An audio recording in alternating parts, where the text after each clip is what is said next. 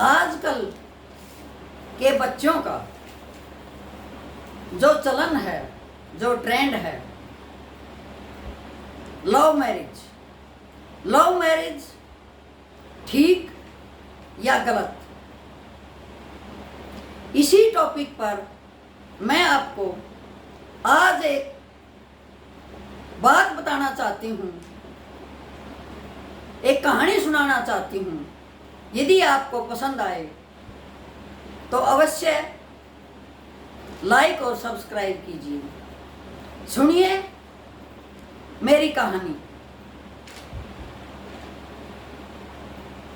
एक विधवा औरत ने बहुत मेहनत करके, लोगों के घरों में काम करके अपने बेटे को पाला पोसा, पढ़ाया लिखाया। जब बेटा कामयाब हो गया, एक कंपनी में जॉब करने लगा, तो माँ ने कहा, बेटा अब तो तू शादी कर ले। लेकिन बेटे ने तो पहले ही जब वो पढ़ता था किसी के साथ लव कर रखा था, और उसे तो संजना नाम की लड़की पसंद थी। अब विनोद और संजना दोनों बाहर घूमते फिरते, होटलों में जाते, लेकिन विधवा माँ को कुछ पता ही नहीं था। माँ तो सोचती थी कि मेरा बेटा मेरी तरह बहुत सीधा है और नौकरी करता है, घर आ जाता है। लेकिन ऐसा कुछ नहीं था।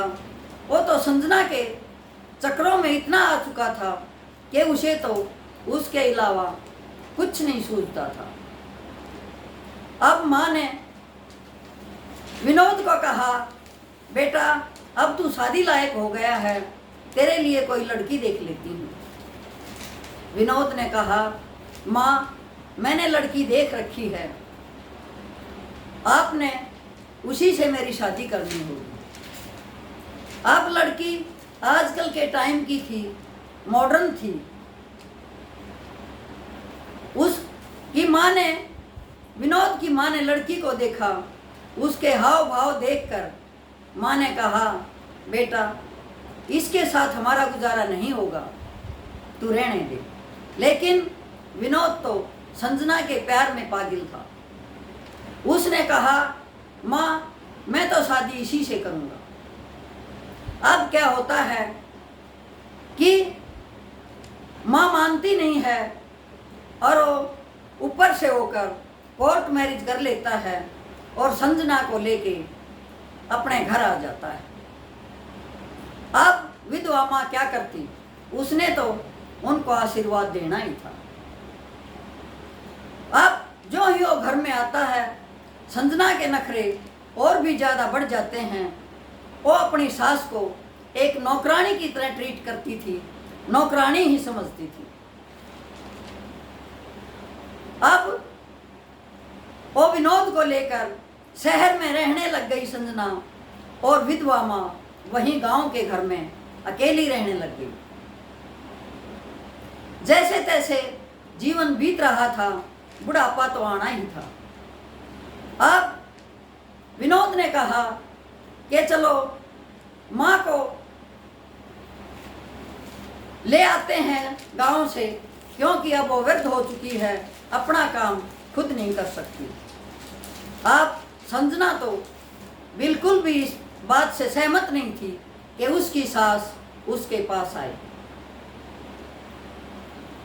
अब विनोद अपनी पत्नी से लड़ झगड़ कर, ऊपर से होकर अपनी माँ को ले तो आया, लेकिन हमेशा ही पत्नी घर में कलेश करती, ना खुश रहती।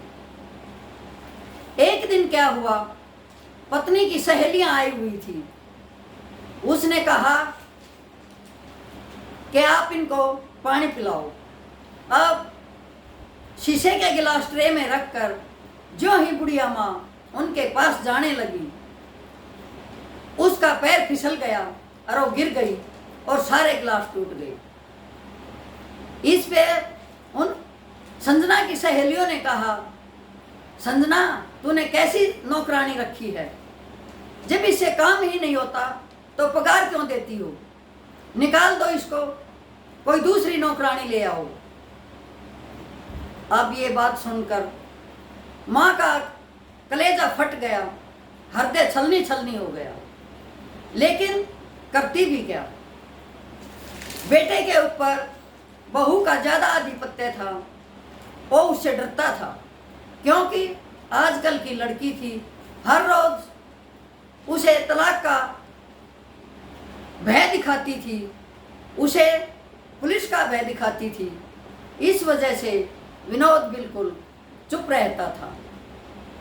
इस पर माँ सोचती थी कि यदि मेरा बेटा समय रहते मेरी बात मान जाता, इससे शादी न करके किसी संस्कारी लड़की से शादी करता, तो आज न ही मैं नौकरानी कहलाती और न ही मेरा बेटा इसकी बात मानने के लिए मजबूर होता। अब क्या होता है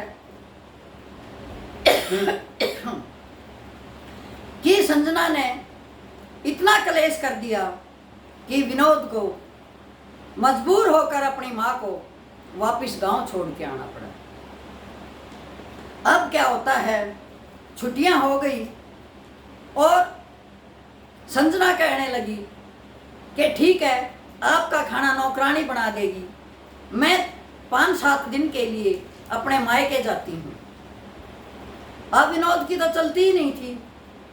उसकी पत्नी मायके गई और उसने मायके में देखा कि उसकी भाभी उसकी माँ को नौकरानी की तरह ही रखती है, बात बात पर झड़कती है। न संजना की वहाँ इज्जत थी, न उसकी माँ की इज्जत थी। उसकी भाभी भी उसके भाई पर हैवी थी और वो अपने आप को ही सब कुछ समझती थी।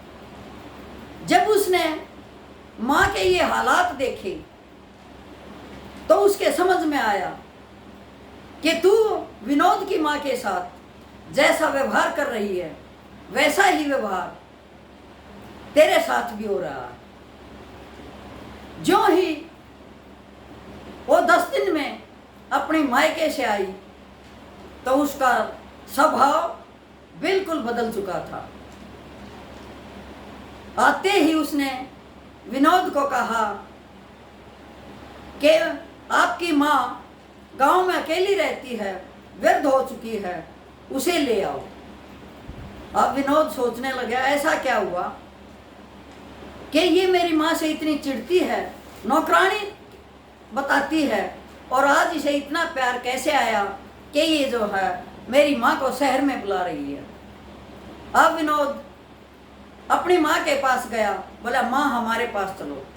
अब माँ ने कहा, बेटा क्यों अपनी भी और मेरी भी बेइज्जती करवाता है, वो सहेलियों के सामने मुझे नौकरानी बताती है, कुछ नुकसान हो जाता है तो मुझे डांट पड़ती है, खाने तक मुझे मिलता नहीं, मैं क्या करूँगी वहाँ जाके। यहाँ कम से कम हारी बीमारी में पड़ोसन तो मेरा काम कर देती हैं, पड़ोस के बच्चे तो आके मेरा हालचाल पूछ लेते हैं, वहाँ जाके तो मेरा बुरा हाल हो जाएगा, कोई पूछने वाला भी नहीं रहेगा। लेकिन विनोद ने आग्रह किया कि नहीं माँ, अब आपको आपकी बहू ने बुलाया है। अब जो ही बुढ़िया शहर में गई, क्या देखती है, जाते ही बहू पैर छूती है और अपनी सास के गले के लगकर रोने लग जाती है, माँ मुझे माफ़ कर दो, मेरे से बहुत गलती हुई।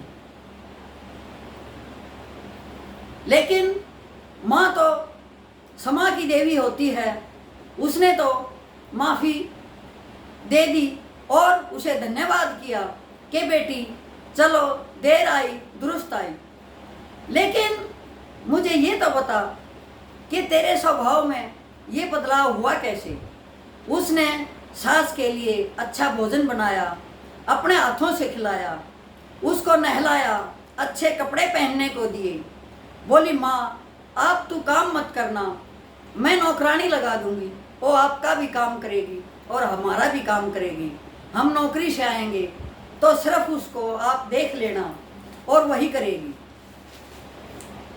अब विनोद की माँ ने बार बार संजना से आग्रह किया कि बेटी मुझे ये तो बता कि तुझे ये अकल, ये संस्कार कहाँ से आए। अब संजना ने कहा, माँ 10 दिन मैं अपने घर में गई तो मैंने अपनी माँ का हाल देखा। तब मेरे दिमाग में ये बात आई कि जब तू अपनी माँ के लिए इतनी दुखी है, तेरी माँ का भी बुरा हाल है, तेरी भाभी उसकी बिल्कुल भी परवाह नहीं करती, तो विनोद का भी क्या हाल होता होगा। विधवा माँ ने विनोद को बड़ी मुश्किल से पाल पोस के इस लायक किया कि वो अपने पैरों पे खड़ा हो सके। और आज मैं ऐसी निकम्मी बन गई कि उसी विधवा माँ को दुदकारने लगी। जब मेरी माँ को दुदकार मिला तो मेरी अकल ठिकाने आ गई और मुझे एहसास हुआ कि मायों का कभी भी अनादर नहीं करना चाहिए। माँ की जितनी सेवा हो सके उतनी करनी चाहिए। तो इसीलिए मैं आपको बताना चाहती हूँ कि कई बार लव मैरिज में भी जब इंसान को मायके से अकल लग जाती है तो सुधर जाता है और अपने बुजुर्गों की सेवा करता है। धन्यवाद।